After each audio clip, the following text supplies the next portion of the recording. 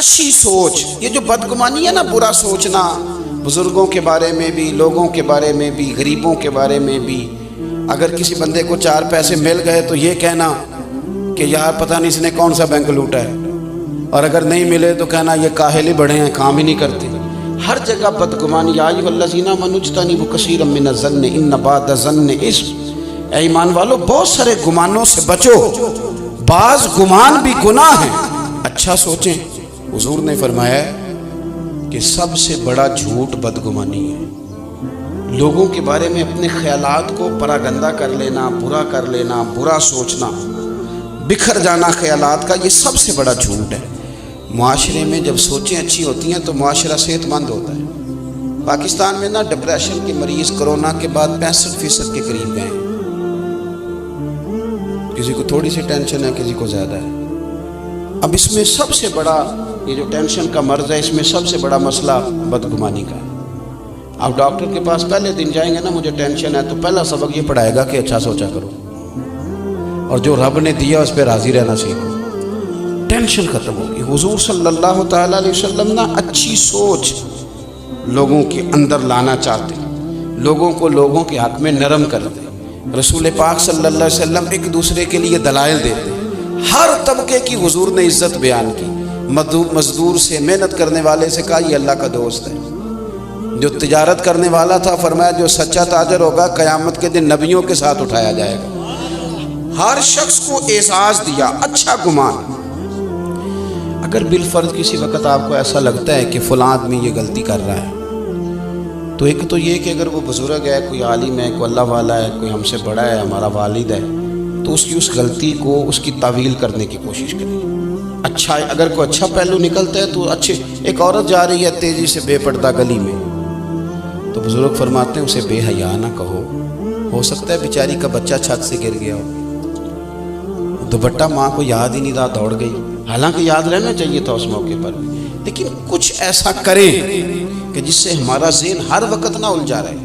میں بس بات ختم کرنے لگا ہوں. سبق میں نے عرض کرنا تو میں کر چکا. اگر گمان ہمارے صحیح رہنے لگ جائے نا. میں ملک سے باہر تھا تو ایک صاحب مجھ سے کہنے لگے مولوی بڑے برے ہیں، پیروں کا کوئی حال نہیں، سیاستدان سارے پاکستان کے خراب ہیں، قوم ساری لالچی ہے. میں نے کہا آپ دور بیٹھے ہیں، آپ کو کیا بتاؤ. اگر مولوی پیر کچھ نہیں کر رہے تو مسجدوں کے اندر رمضان میں حافظ زیادہ ہوتے ہیں اور مسجدیں تھوڑی ہوتی ہیں. تو ان کو کوئی پڑھا رہا ہے تو اتنے بندے پڑھ رہے ہیں نا، کوئی عالم بنا رہا ہے تو بن رہے ہیں نا. کوئی آپ نے کبھی دیکھا ہے کہ آج ہڑتال ہے مولویوں کی، جمعہ نہیں ہوگا؟ کیا بات کرتے ہیں آپ. دور بیٹھ کے بدگمانی.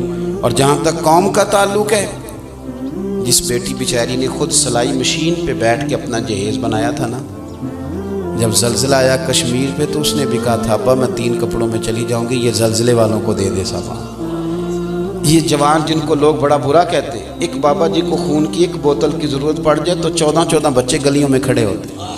ان کو برا کہتے ہیں. ہم اپنی سوچ کو ٹھیک نہیں کرتے. وہ کیا کہتے ہیں، اینا کا شیشہ نہیں صاف کرنا، سامنے والے کا منہ ہی صاف کرتے رہنا ہے. آپ تھوڑی سی توجہ دیں. امام عبداللہ جعفری رحمۃ اللہ نے لکھا ہے کہ سارا بغداد جتنا بھی تھا سب عزت کرتا تھا حضرت بشر عافی رحمۃ اللہ علیہ کی. سارا بغداد عزت کرتا، پیار کرتا. ننگے پاؤں چلتے تھے تو جانور بھی گوبر نہیں کرتے تھے گلیوں. اتنا اللہ تعالیٰ نے انہیں اعزاز دیا تھا، نوازا ہوا تھا. لیکن بغداد کا ایک تاجر تھا، وہ کہتا تھا مجھے نہیں اچھے لگتے حضرت بشر عافی. بھئی تمہیں کیوں نہیں اچھے لگتے، ذرا وجہ سننا. کہتے اس لیے نہیں اچھے لگتے کہ وہ جمعے والے دن نہ فرض پڑھ کے چلے جاتے، باقی مسجد میں نماز نہیں ادا کرتے.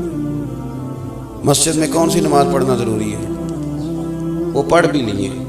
ہمارے ہاں نا باقیوں پر تو نہیں پڑھی، پابندی ہوتی ہے کہ عصر کی بھی پہلی 4 سنتیں پڑھے، اس پر پابندی ہے. تو میں اکثر کمیٹی والوں سے پوچھتا ہوں کہ جو پابندی اللہ رسول نے نہیں لگائی وہ آپ کیوں لگاتے ہیں؟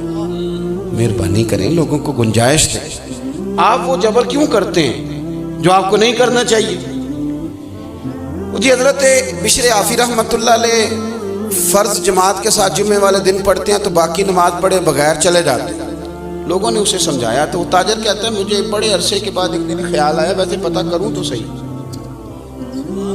کچھ تو مجبوریاں رہی ہوں گی، یوں ہی کوئی بے وفا نہیں ہوتا. پتہ تو کروں مسئلہ کیا ہے. معلومات تو کروں۔